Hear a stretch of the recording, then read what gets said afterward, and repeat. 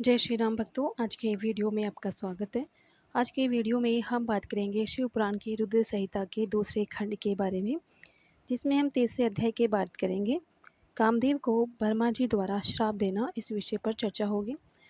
ब्रह्मा जी ने कहा कि हे नारद, सभी ऋषि मुनि उस पुरुष के लिए उचित नाम खोजने लगे। तब सोच विचार कर बोले कि तुमने उत्पन्न होते ही ब्रह्मा का मन मंथन कर दिया, अतः तुम्हारा पहला नाम मनमत्त होगा। तुम्हारे जैसा इस संसार में कोई नहीं है। तुम्हारा दूसरा नाम काम होगा, तीसरा नाम मदन और चौथा नाम कंदर्प होगा। अपने नामों के विषय में जानते ही काम ने अपने 5 बाणों का नामकरण कर उनका परीक्षण करना शुरू कर दिया। काम ने अपने 5 बाणों को हर्षण, रोशन, मोहन, शोहन और मारन नाम से सुशोभित किया। ये बाण ऋषि मुनियों को भी मोहित कर सकते थे। उस स्थान पर बहुत से देवता व ऋषि उपस्थित थे। उस समय संध्या भी वहाँ थी। कामदेव द्वारा चलाए गए बाणों के फलस्वरूप सभी मोहित हो गए। सबके मनों में विकार उत्पन्न हो गया। सभी काम के वशीभूत हो चुके थे। प्रजापति, मरीचि, अत्रि, दक्ष आदि सब मुनियों के साथ साथ ब्रह्मा जी भी काम के वश में होकर के संध्या को पाने की इच्छा करने लगे। ब्रह्मा व उनके मानस पुत्रों सभी को एक कन्या पर मोहित होकर देख करके धर्म को बहुत दुख हुआ।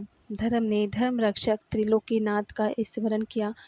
तब मुझे देखकर शिवजी और हंसने लगे और कहने लगे कि हे ब्रह्मा, अपनी पुत्री के ही प्रति तुम मोहित कैसे हो गए? सूर्य का दर्शन करने वाले दक्ष, मरीचि आदि योगियों का निर्मल मन कैसे स्त्री को देखते ही मलिन हो गया?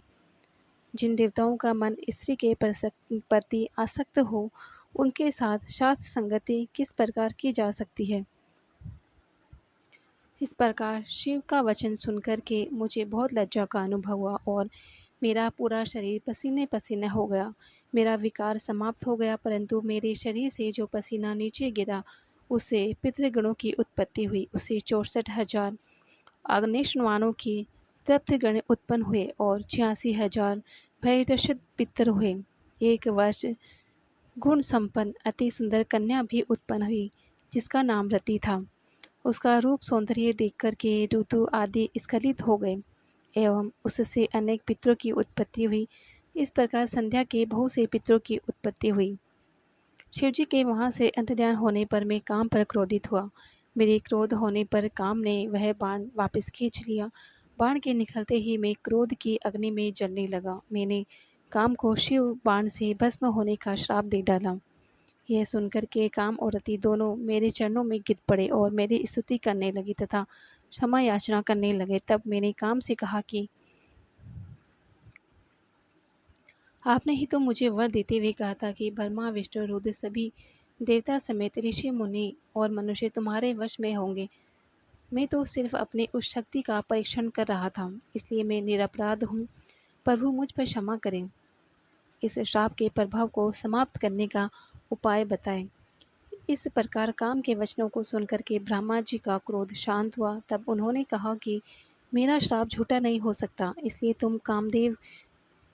तुम महादेव के तीसरे नेत्र रूपी अग्नि बाण से भस्म हो जाओगे। परंतु कुछ समय पश्चात जब शिवजी विवाह करेंगे अर्थात उनके जीवन में देवी पार्वती आएगी, तब तुम्हारा शरीर पुनः प्राप्त हो जाएगा। जानकारी अच्छी लगी हो तो लाइक करें। चैनल पे पहली बार आए हैं, चैनल को सब्सक्राइब करें।